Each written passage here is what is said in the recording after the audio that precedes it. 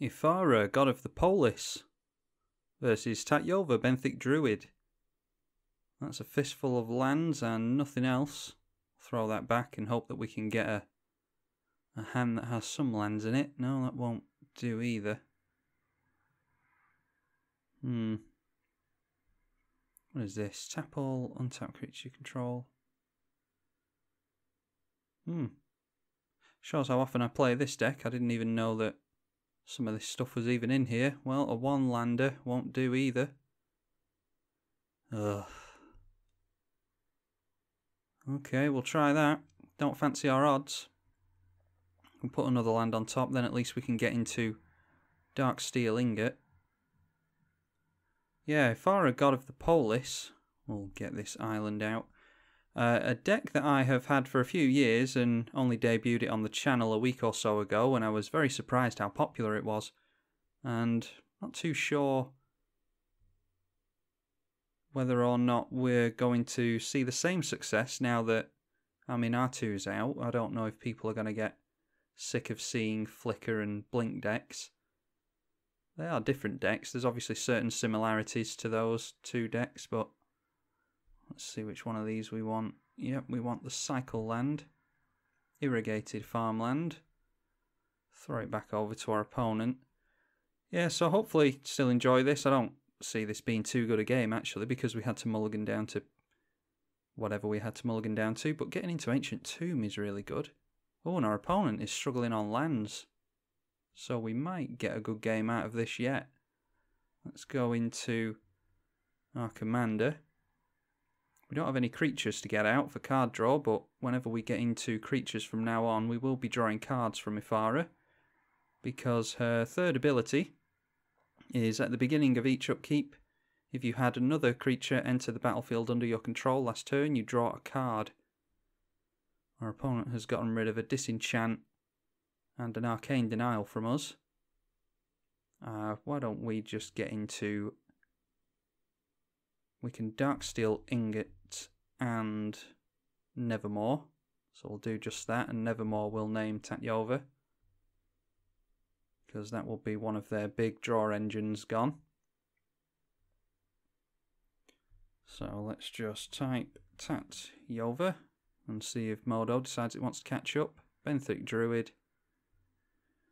And there we go. We need Devotion to Azorius of 7 or greater if we want to animate Ephara, and she is a 6/5 indestructible. And explore from our opponent, and hopefully they didn't draw into another land. Looks like they have missed out, and yeah, our opponent should have stuck that out, because we actually only have a land in hand. It's not like we've got anything else going on. Let's see what we would have drawn into. Yeah, another land, and then the turn after that, another land. Yeah, this is why you stick it out. Our opponent may well have been struggling on land drops, but it's not like we were doing anything for the next few turns. And I'm sure in green they could manage to find an answer for Nevermore so that they could cast their Tatyova. Yeah, we have a whole heap of nothing going on here. Oh well, on to the next one. Oh, rendering's done. Blink versus Blink. Ephara, god of the Polis. And it's our first time up against Aminatou, the Fateshifter. We'll keep this because we have Remand and a Snapcaster Mage in hand. We can step the pace up with an Ancient Tomb if we feel the need to. Yeah, there's Sol Ring, so...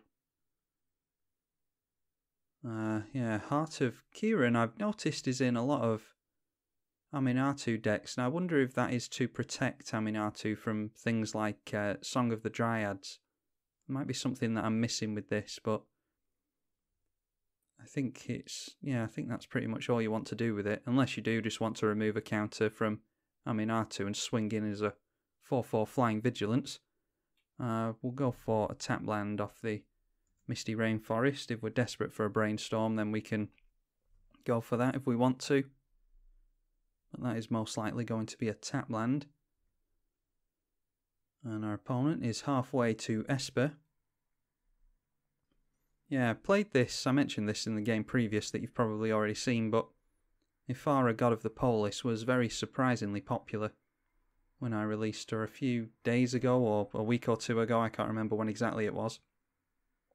And yeah, it's just, I did press you, irrigated farmland. Yeah, it's just one of those things where when I first started playing, I thought it would be pretty easy to predict, you know, the types of cards and commanders that people would like, and I'm proven time after time how wrong that is. I'm actually not all that good at predicting what people will like. Another deck that surprised me that was very popular was Doretti Scraps of Omp. Yeah, that was a very popular commander and very much surprised me of how popular it was. I haven't played that one in a while, actually. I might upload another video of that soon. Our opponent has all the mana. Why don't we just remand that? And then if we can, yeah, we'll go for Aura of Silence next turn. Oh, they have a Swan Song. Okay. Now then, what do we want to do then? Do we just want to get into Ephara? Because if they go for their commander next turn, and we remand it off of a Snapcaster Mage, they can just replay it again. 1, 2, 3. Oh, actually, no, they can't, can they? Because they won't have Esper available to them. Yeah, it's tempting. We could just go for Ephara. I mean, do they do anything with Aminatou? Yeah, I think we can get our commander down here. Because even if they get Aminatou down, I don't think there's a whole lot they can do with it. They only have one card in hand now. And hopefully it's not something with a massive enter the battlefield effect. We'll swing in at them, yep. We don't have to worry about the Heart of Kieran becoming animated. Hopefully they get bolted here. So our opponent's got off to a really fast start, but hopefully they won't actually be able to do anything. They've got their Esper mana sorted out here, even if we do deal with their artifacts.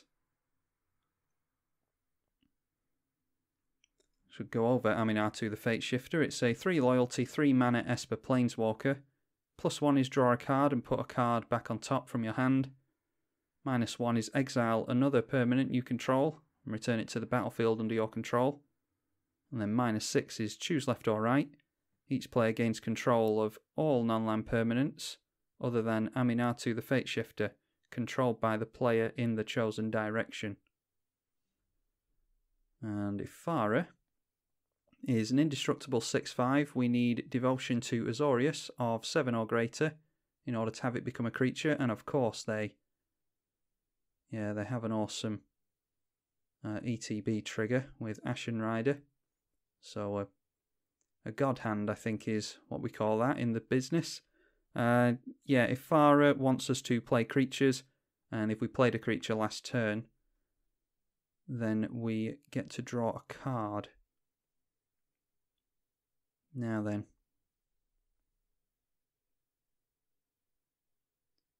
What do we want to do here? We can go for... Is that so next turn? Yeah, that just animates. And it can give us an emblem, but the emblem won't be of any use to us. We'll play that land. I think we can go in for a Warm Power Stone in an attempt to catch up to our opponent. And then we'll play Expedition Map and hold up Brainstorm. Don't think there's a whole heap we're going to do against a really good hand like this. Does this thing exile a target permanent? Yeah, exiles a permanent, so we need to try and exile this thing. On the bright side, they are in top deck mode. And they have a little bit of wiggle room with that, thanks to their commander.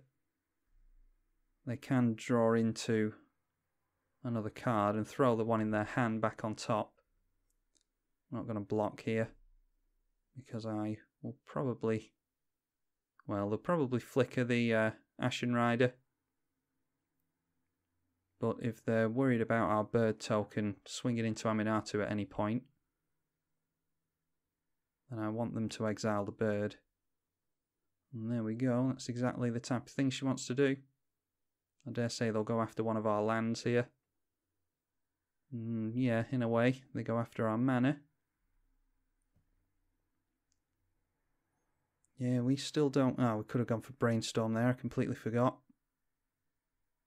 Okay, let's see if we can grab anything this time with Brainstorm.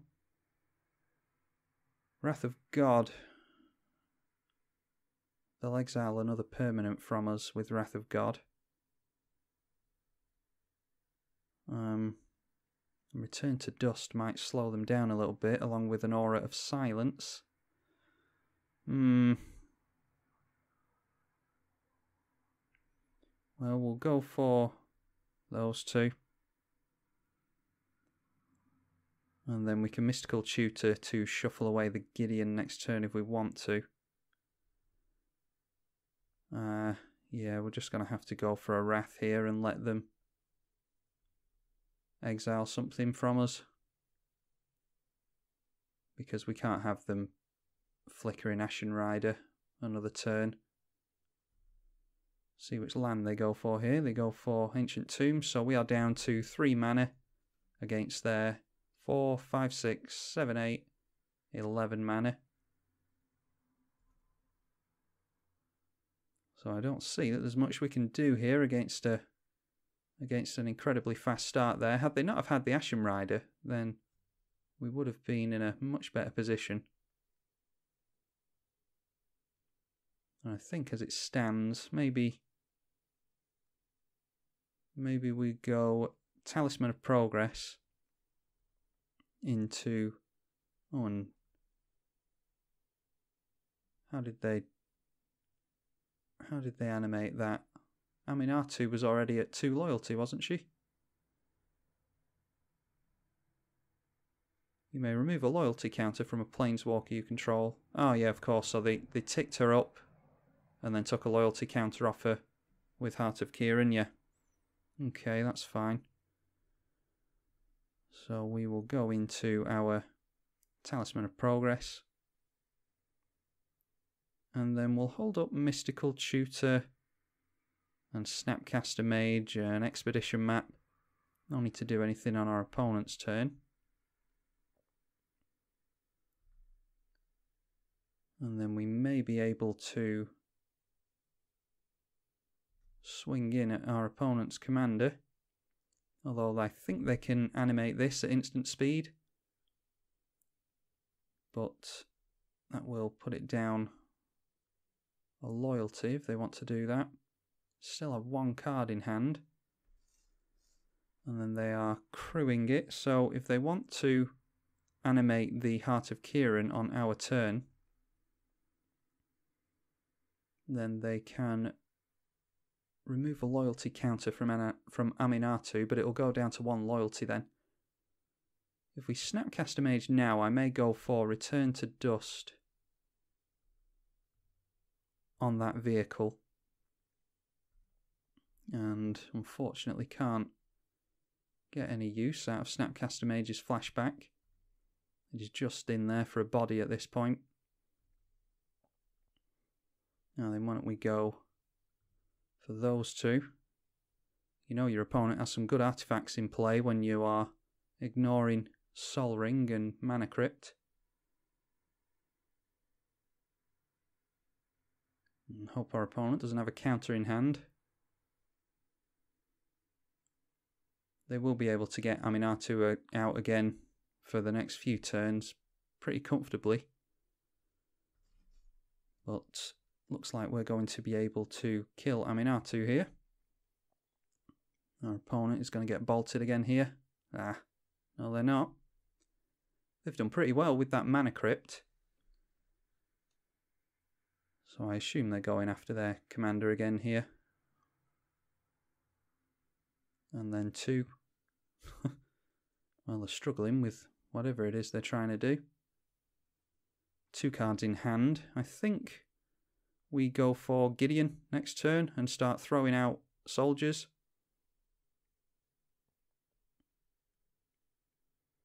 Okay, out comes Aminatou again and gets plussed. revoke existence. So Aminatou will be 7 mana if we get rid of her again. Our opponent has 2, 4, 6, 7, 8. So even if we get rid of Sol Ring with revoke existence, they'll still be able to recast her a couple more times. Okay, well let's go after Gideon. We are a little ways off getting Ephara down, unfortunately. And yeah, we'll go into a 2-2. Gideon would have Summoning Sickness, I think. I don't think it gets haste. Becomes a 5/5 human with Indestructible. Prevent all damage. Yeah, so if we animated it to kill Aminatou, it would have Summoning Sickness, so we wouldn't be able to swing in at Aminatou this turn. This will be one hell of a comeback if we manage to get this game going. We will most likely plus Gideon next turn. It'd be nice to start going after our opponent's life total, especially with that mana crypt out, if they do start getting bolted. Mystical Tutor is... I have no idea what that's going to get them. A Wrath won't do anything. Well, it'll slow us down. Yeah, okay. Tutor into another Tutor. We have no idea what they're going to get with Demonic Tutor. They have a boatload of mana, so they can pretty much do whatever they want with that. After the Demonic Tutor, they would have 2, 4, 6, 8 mana. So, might be some kind of win condition here. And Animate Dead onto Ashen Rider. And then they can, of course, flicker that with Aminatou. That will kill the Animate Dead, but doesn't matter. They just get to abuse Ashen Rider. So, as great as it was that our opponent had boatloads of mana, from what we've seen so far, maybe it would have been different once they got into Mystical Tutor, into Demonic Tutor. But without this Ashen Rider, they wouldn't have had a whole lot else going on. How about we go into... Yeah, we'll crack our expedition map. That will get us into a land, and then we can O-ring the Ashen Rider. So what have we got here? I don't think we've got anything too interesting. We'll just go into Tundra and play the Tundra. There we go. And then it's O-ring. And we're really just treading water here. There's nothing we can do against a hand like that, I don't think. Especially when they were going after our mana. Now, O-ring is pretty risky because... And we do get to kill Aminatou this way as well. Yeah, O-ring's pretty risky because if they manage to destroy O-ring, then they will get their Ashen Rider back. And they again don't get bolted by Mana Crypt. That could really help us if that thing started bolting our opponent, but they seem to be having all the luck this game. So Aminatou costs 7 now, I think. If they make another land drop, they can replay Aminatou 2 more times. So this is a real pain for us. I'm going... do I want to... I'm going to put a stop on the upkeep just in case I decide that I want to Mystical Tutor. That'll cost 9 if they do it again. So that's 2, 4, 6, 7, 8. Yeah, so even if we get rid of Sol Ring, they only have to make a land drop and then they'll be able to go for Aminatou again. If we get into a land drop, it might be worth an Ephara.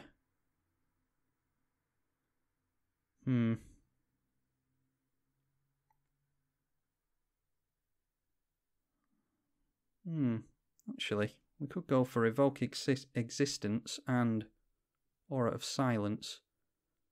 Austere Command. We are a mana short on, so why don't we go like that.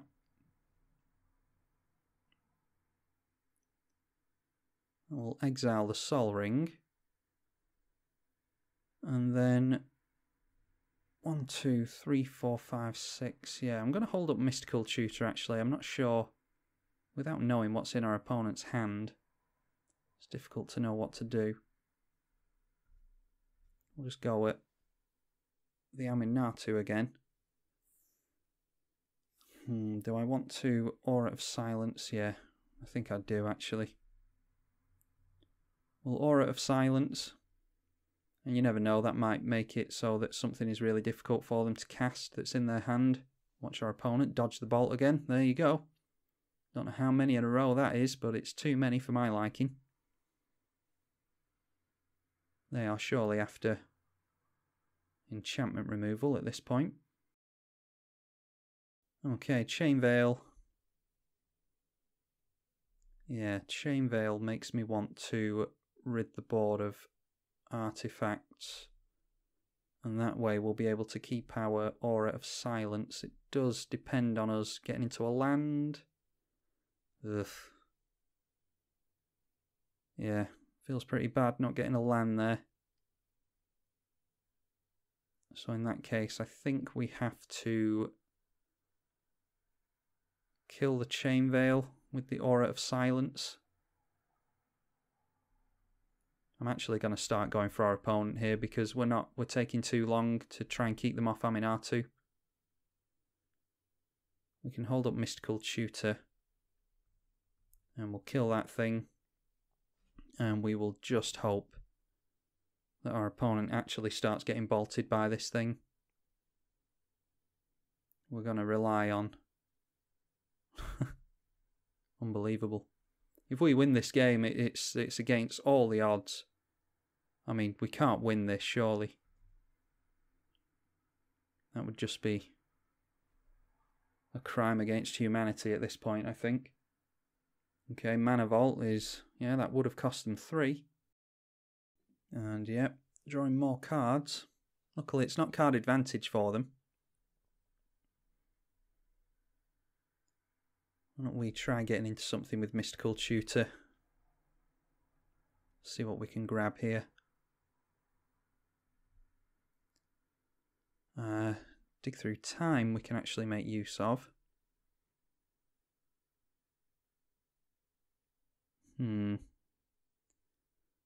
Martial Coup, Enlightened Tutor. Yeah, I think not Disenchant, Dig Through Time is the best thing for us to go for. And hopefully we can actually get into something off of that. Look at the top 7 cards. 2 of them in your hand. Yeah, it doesn't care which type you go for with this. A main phase, Dig Through Time, is just awful. But this whole game's been awful for us. Just been on the back foot the entire time. So let's see if our opponent has any counter magic for us. Looks like they do. Cyclonic Rift. Yeah, and then they get their Ashen Rider back off of the Oblivion Ring. And they want to do that before we get into a counter spell.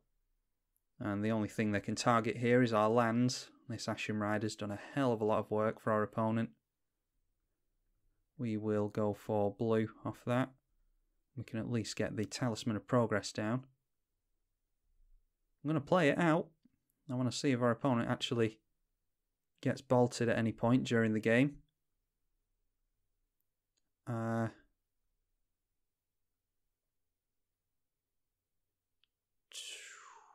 Yeah, I think we just go for a couple of lands here, really. We haven't played a land this turn, so we could go for Counterspell. Yeah, we'll go for Counterspell.